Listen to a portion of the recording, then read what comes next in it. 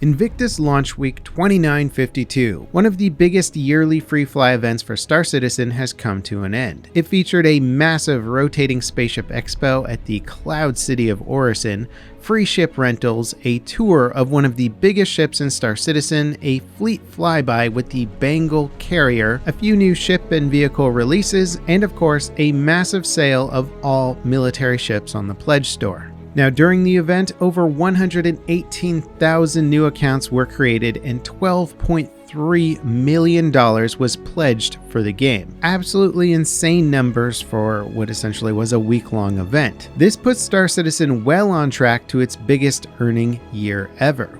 I'd be curious to hear from anyone in the comments if this event was their first introduction to Star Citizen and what they thought about it. Now, for anyone not too familiar with Star Citizen or the theme of the Invictus launch week, it's a yearly celebration in Star Citizen's universe where people celebrate the UEE Navy. In-game, it's supposed to be a UEE recruitment event, though you can't actually join the United Earth Empire fleet, well, yet anyway. It's certainly a cool looking event, and for me, seeing the Bengal carrier and Javelin in-game was a major highlight. The scale of these capital class ships is truly impressive, and it gives a nice idea of what large fleet movements might actually look like in-game. The Bengal fleet flyby in particular was awesome to see. During specific times of day, a massive fleet of UEE ships would do a flyby of a station with the Bengal carrier at the center. This ship was featured in the original Kickstarter backer promotional video in 2012, and this year its massive quad railgun turret was fully functional and its firepower looks unmatched. The quad railgun turret at the bottom is just a ridiculous show of force that I would imagine deletes just about anything in a single volley of fire. Naturally, I had to make the ship angry just to see it shoot off all of its weapons, and it was more than willing to do so. I really hope they start to include this carrier in more of the future in-game events just because it's so darn cool. And while it more or less seems incapable of shooting down a single heavy fighter orbiting at a decent velocity, I certainly enjoyed watching it try. Now, the Javelin Destroyer, one of the largest ships that is planned to be player flyable in-game, also made scheduled arrivals at stations complete with a fireworks flyby. And once docked at a spaceport, you can take a walking tour of the interior of this ship. The details are honestly phenomenal, and the characters giving the tour add a whole new level of realism. The interior of the ship is an entire map's worth of detail, with mess halls, briefing rooms, turrets, and barracks. It's honestly hard to imagine trying to fully crew one of these in-game once it's released to the persistent universe, but I'm certainly looking forward to trying.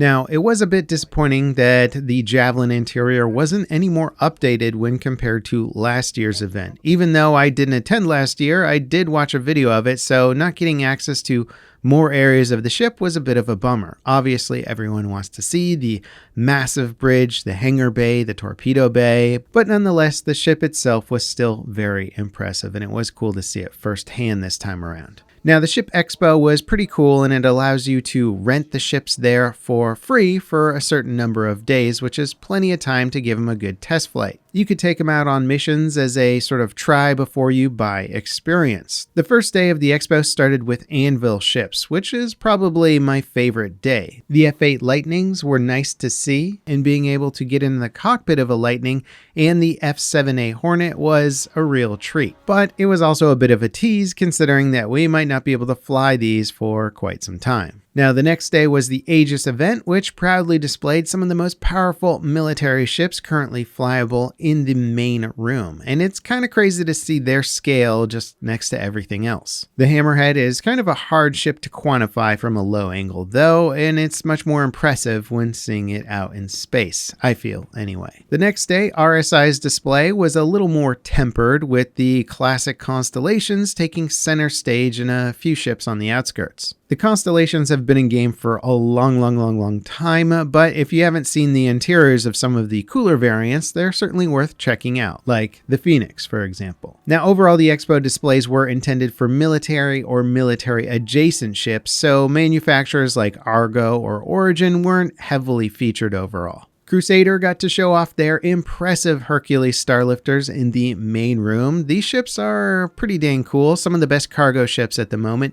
and one of the only ships capable of delivering large armored vehicles into combat. Not to mention the A2s themselves can drop a massive bomb. Now Misk got some of their ships tucked away in the side hall, including their Starfarer refueling ship, still an obnoxiously large vessel that might be a bit more useful once Pyro arrives or there's bigger need for deep space exploration and refueling. Of course, Drake wasn't invited to the Invictus event, but they did have their own sideshow called DefenseCon because, well, they're just too cool for the UEE Navy. And it was a nice surprise to see the currently unreleased Drake Vulture making a show. This ship, which should come with the next major patch 3.18, looks mostly complete. Obviously, it wasn't flyable, but everything internally seemed to be working, and it honestly looks fantastic. And for anyone who doesn't know, this is going to be the game's first salvage ship, which will be used for basically stripping the whole of dead or derelict ships in space or on planet surfaces to sell or melt down the raw materials. I'm very much looking forward to testing out this gameplay loop. It looks like a lot of fun. 2 new vehicles were also released during Invictus. The first was the RSI Scorpius 2-seat heavy fighter. This thing has fold-out wings, a very powerful turret for the gunner, a boatload of missiles, and style coming out the tailpipes. I love this ship. I already made a dedicated review of this specific ship, so go check it out if you want to know a little more. Then the other vehicle released was the Drake Mule. Not quite as flashy as the Scorpius, it's basically a single-seat cargo hauler ground vehicle / forklift. It's basically one of the pieces that's going to be needed for the 3.18 cargo refactor update, so they may as well release it now and work out any of the bugs ahead of time. Now, of course, there is a huge ship sale for primarily military ships, but there is also a couple of cool cosmetic items. I picked up a few skins and ships myself from the sale. The blue and gold Invictus theme skins can be purchased only when the event is live, and I had to grab one for my Gladius. The aesthetic definitely reminds me a lot of the Blue Angels, which I would see at air shows when I was a kid. Now, overall, I thought the event was very cool from the perspective of somebody who's been playing quite a bit recently but hasn't seen Invictus in person before, and it added a bunch of cool new stuff to do. That being said, having researched the previous year's Invictus quite a bit, the biggest disappointment for me was the fact that they didn't make any progress on certain aspects. Seeing more of the Javelin interior was definitely top of my list, but it seems like no progress was made here in, well, a year's time. Obviously, I'm a little bit more partial because one day I'm supposed to get this ship in universe, so I want to see some progress being made for sure. Now, when it comes to Freefly members trying out the game for the first time, things are a little bit less certain. And that seems to be a popular subject among players right now, is the handling of the Freefly event and how it could be improved to make the play experience for veterans and new players just more enjoyable overall. The first and most obvious problem for the event is the server load and stability. With so many new people trying out the game, the scaling and ingestion was just not holding up.